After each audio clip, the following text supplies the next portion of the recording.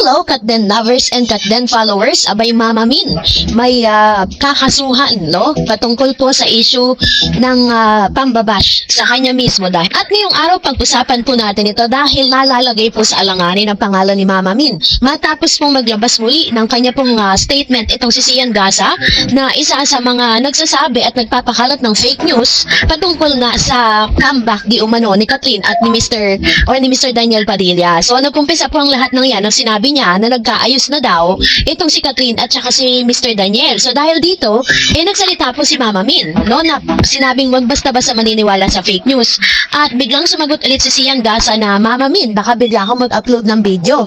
So yun po yung kanyang mga statement. At ngayon, ay hindi pa rin tumigil, ano, dahil kahapon po si Mr. Christian Albert Gasa sa kanya pong Facebook page 5 hours ago, sinabi niya, Mama Min, nasa hustong edad na po yung anak mo, 28 years old na si Catherine. Alam na niya ang tama at mali. Bakit mo po pinagbabawalang kausapin si DJ? Bakit mo po siya kinokontrol? Gusto mo po bang magaya siya kay Jake Cyrus? Yan. So, ganito po katindi yung kanya mga statement. Kung natatanong po ninyo sino si Jake Cyrus, siya po si Charis Pempenko noon, nung babae pa siya. And then, kinukwento ni Charis, yung kanyang kwento kasi is parang, kinokontrol nitong nung mami niya, si Charis Pempenko. At the same time, parang hindi binibigyan ng chance na makapag-decide para sa kanyang sarili. Yun yung senaryo noon. Kung bakit sinasabi ni Sian Gasa na baka daw magaya kay Miss Charis Pempenko na trending ngayon dahil sa mga pasabog niya patungkol sa nanay niya. Pero syempre, hindi naman po papayag dyan, ang isang titalong dahil talagang siya po mismo is ini-encourage niya itong si Mama Min na magdemanda na, no, ng paninira, no, kasi parang iba ng klase na yung pinagawa niya. Sabi ni Titalong Gumatay, showbiz short, sabi niya, with due respect kay Christian Albert Gasa, it's so unfair na sabihin si Mama Min na kinokontrol si Catherine. Bilang isa sa long-time supporter ni Catherine, saksi ako kung paano niya alagaan, payuhan si Kat nung bagets pa siya at mura pa ang isipan. Na-guide niya at naakay sa tamang pag-ugali at tamang landa si Catherine. Na-instill niya sa pagkatao nito ang mga tamang value sa buhay. At nang tumuntong si Catherine sa tamang edad, malaya niyang nagagawa ang gusto niya at napagdidesisyon ano man ang nais niyang tahakin. Sa magulong mundo ng showbiz, hindi makakarating si Catherine ang kinalalagyan niya ngayon kung hindi niya na-guide ng tama ni Mama Min. So, tama yung sinabi dito ni Tita Long. Ito pa sinabi niya. So, sabi niya, pati na din si Daddy Teddy, tamang guidance ang isang inang tawag doon, hindi pagkukontrol. At sa usaping pag-ibig, si Catherine ay malayang nagdidesisyon. After all, buhay niya yon. Hindi tama na ikumpara si Catherine sa isang showbiz personality dahil magkaiba ang kanilang pagkatawa at sitwasyon. Nananatiling very kind, sweet at humble si Catherine sa kabila ng siya ang pinakamaningning na reyna sa ngayon na may hawak ng multi-billion phenomenal box office record ng ilang ulit. Kaya maaaring hindi din siya kilalang lubusan ni Tita Lolit Solis para pag-isipan na matapang or may pagkamaldita si Catherine. In God's perfect time, sana mag-cruise ang landa sila ni Tita Lolit Solis, Christian Albert Gasa.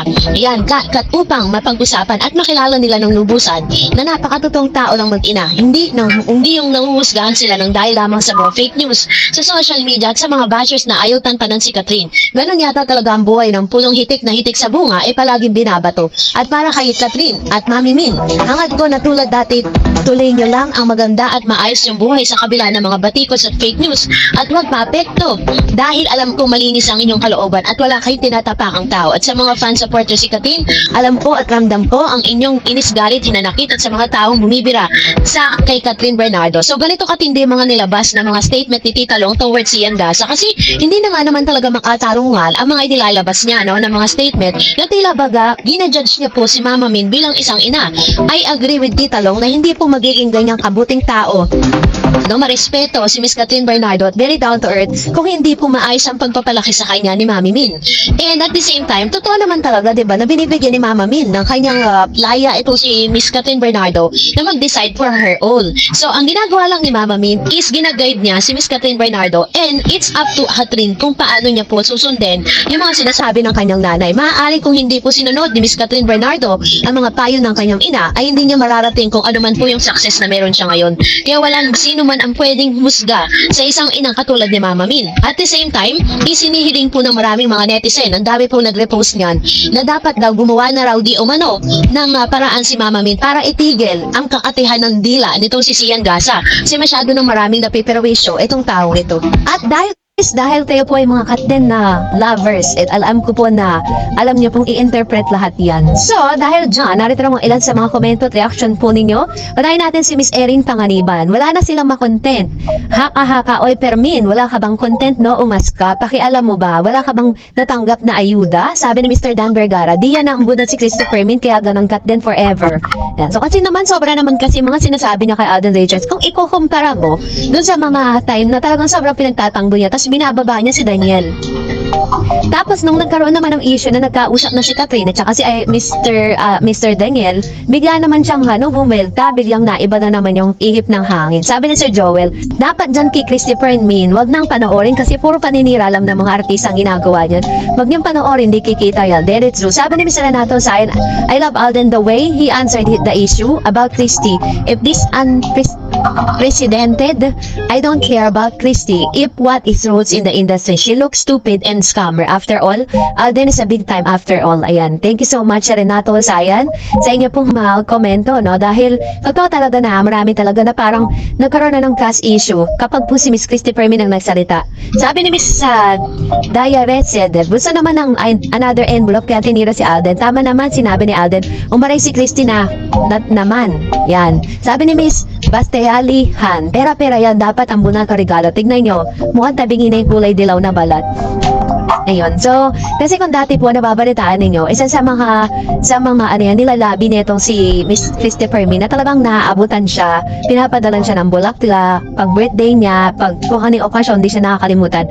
Siguro nakalimutan siya ni Alden Richards sa padalan, kaya ganun na lang yung kanyang mga tambabash sinasabi dito kay Mr. Alden. Kasi magtataka ka naman diba, kahit naman talaga parang wala siyang consistency sa mga sinasabi niya. Sabi ni Miss Marilu Santos, Miss Daez, thank you for your updates about Katden. Let's face it, that Katden is very popular despite of so many negative issues throwing to them, spreading fake news just to destroy and put them down. But no matter they do, they can destroy and break Katden. Ayan. Salamat po, Ma'am si Marilu Santos. Another, sabi niya pa, continuation ng kanyang sinabi. Sabi niya, in a business, the owner of any company would choose a person whom they think could boost and can bring big profit to the product that will be introduced to the market. The strategy, get someone who is reliable and have the selling power to the product that will be sold to the market. That then have it. It's that way they choose to be. Yan. Salamat po, Ma'am Shiha, sa inyo pong mapalagian at pagbibigay ng opinion sa mga isyong ito. Sabi ni Regido Katipon, dapat itong dalawang chismosang alam ng babase source, nagbibase sa source, ayaw sabihin kung sinong source, dali balita ng pala ang pinatamaan ay isang taong nag-repeat, di naman pala kayo manhit o susunod, magbalita na kayo ng tunay, sana tamaan talaga kayo. Ayan. Sabi ni Mrs. SG Bro, dapat may batas sa mga showbiz paparazzi na hindi tama na silang kumupunan sa buhay ng isang artista. Actually po, kasi they are really a public figure. The reason why is meron talagang mga ganyan, no? Pero yung para siraan mo at parang below the belt na isasabihin mo, that's really yun po talaga yung parang pwede ka ng kasuhan na parang sinisiraan mo na yung pagkatao ng isang tao. Sabi ni Miss Malu, ano ba ang bago kay Christopher Min? Naging ganyan din siya kay Willie Revilla, may Daniel Padilla, now is Alden Richards naman ang pinag-iinitan. As long as you give ayuda to her, ay mabungo ka sa kanya. No ayuda, puro nega mga binabalita nila. Grabe tong si Christopher Min, mukhang malaki ang pangamailaman. Alam mo na, dati pa talaga, yan na talaga yung tagline kay Miss Christy na kailangan pakikisamahan mo siya ng todo, diba? Parang kailangan ipapakita mo sa kanya that she's really important para talagang maganda yung mga write-ups na ilagay niya dun po sa... Pero alam nyo, somehow, inaalaw yan sa showbiz kasi isa rin yan sa mga part ng ng parang kapag daw kasi pinag-uusapan ka sa showbiz, ibig sabihin relevant ka pa. So yun lang yung pinaka-positive outcome. But, and that's it for today. For more videos and updates, please don't forget to like and subscribe. And please don't forget to follow my Facebook page, Dar Eds TV. God bless everyone.